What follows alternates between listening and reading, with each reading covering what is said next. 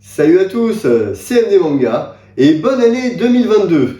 Je vous souhaite donc tous mes vœux pour cette nouvelle année où une des préoccupations principales sera, je pense, la santé, donc également une bonne santé. J'inaugure aujourd'hui un tout nouveau format sur cette chaîne qui s'appelle Mes lectures manga. Mais avant tout, je vous propose un générique.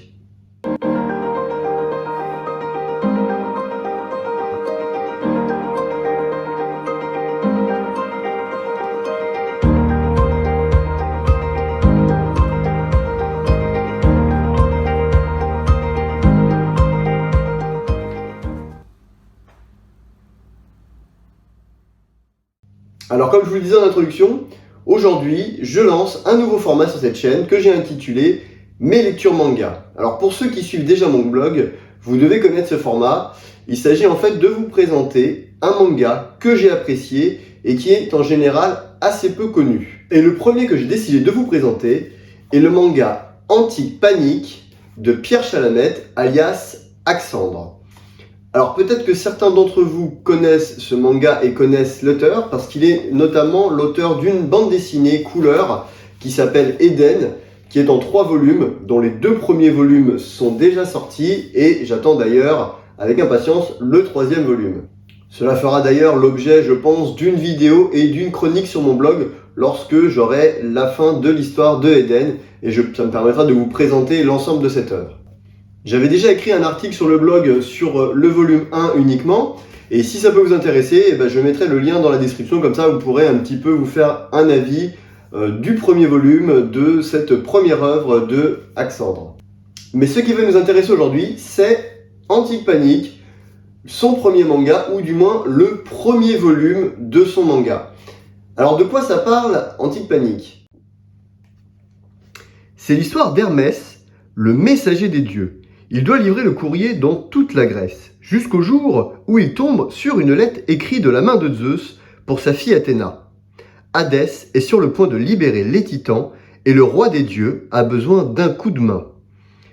Athéna confie alors la responsabilité à Hermès de retrouver Arès afin qu'il parte aider Zeus aux enfers pour combattre Hadès. Il sera accompagné dans sa quête par différents dieux de l'Olympe comme Aphrodite, Dionysos, Apollon, ainsi que d'une licorne toute mignonne nommée Païenne. Alors nous sommes face à un shonen neketsu dans la plus pure tradition qui reprend tous les codes des classiques, à savoir une quête initiatique, un voyage, des combats, une bande d'amis. Mais pourquoi c'est bien? En quoi ce manga se différencie et pourquoi je l'ai apprécié?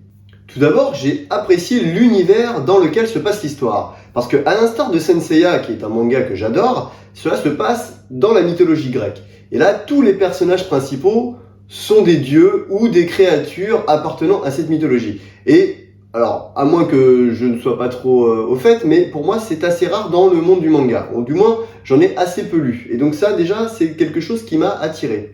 J'ai également beaucoup aimé les personnages. Et ça, c'est un point fort. Parce qu'on va avoir, bien que des personnages très très classiques, beaucoup de stéréotypes, mais en même temps, ils ont tous quelque chose de sympathique et attachant. On va prendre par exemple le héros, Hermès, qui est un ado un petit peu coquin, un peu grivois, et qui à côté est très rusé et astucieux. Il peut nous faire penser à un mélange entre Goku et Tortue Géniale par certains aspects. On va avoir aussi Aphrodite qui est la jeune fille qui paraît calme au premier abord, mais qui en réalité a un caractère flamboyant, un petit peu à la manière de Akane de Ranma 1/2 quand elle s'énerve, ou alors de Naru dans Lovina. On a l'impression en fait que l'auteur connaît beaucoup de classiques et a pioché des idées un petit peu à droite à gauche pour créer ses personnages. Et en fait, il a réussi malgré tout à faire un ensemble qui est parfaitement homogène et cohérent. Et c'est vrai que d'avoir cette palette de personnages qui nous font penser à des héros qu'on a bien aimés, ça appuie un petit peu sur la corde nostalgie et honnêtement, c'est très très appréciable. Un autre très très gros point fort, c'est le rythme. On ne s'ennuie jamais du début à la fin. Le découpage sous forme de chapitres est hyper bien fait parce qu'en fait, chaque chapitre est une petite histoire au sein de l'intrigue principale. Et c'est vrai que ça a fait un petit peu à la manière d'un anime long découpés en épisodes, et donc du coup à chaque chapitre on a une petite intrigue avec une résolution à la fin, et c'est vraiment sympa, ce qui donne un rythme hyper soutenu et hyper agréable à lire. Tout ça en plus est servi par une réalisation et un découpage des planches qui est vraiment dynamique et qui permettent vraiment une lecture très immersive et très fluide. L'humour est également omniprésent dans ce manga. Bon, pas toujours très subtil, mais vraiment rudement efficace.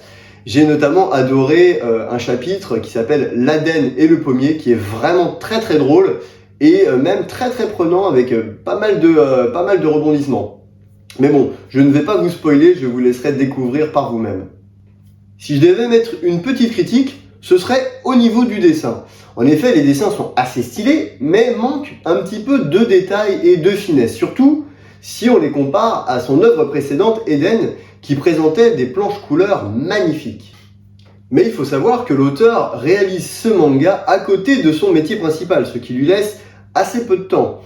Et il a réalisé ce manga en 1 an pour dessiner 200 pages, ce qui est quand même une sacrée prouesse. Pour votre information, mon manga La Rose compte 170 pages et il m'a tout de même fallu 4 ans pour le terminer. Donc on peut dire que c'est quand même assez impressionnant.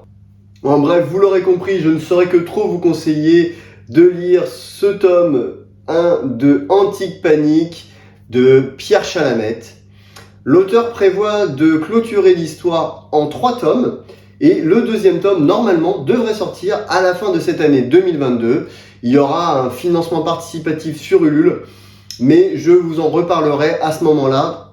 Donc n'hésitez pas à me suivre sur mes réseaux sociaux et notamment sur Facebook, parce que je pense que je ferai un petit peu de pub pour ce tome 2 et je participerai volontiers à son Ulule.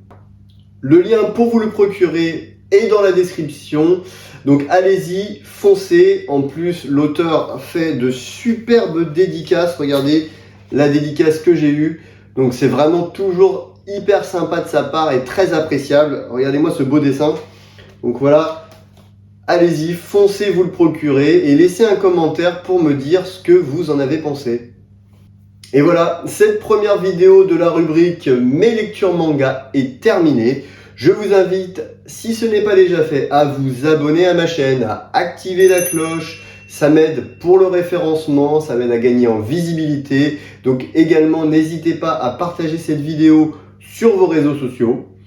Je vous laisse, mais encore une fois, pas avant de vous rappeler que mon manga à moi est disponible, toujours disponible sur ma boutique, sur la boutique de la Fédération Française de Judo, sur la boutique de l'Esprit du Judo. Voilà, c'est l'histoire de David Larose, judoka professionnel, c'est une histoire vraie. Et moi aussi, je me ferai un plaisir de vous le dédicacer avec soin.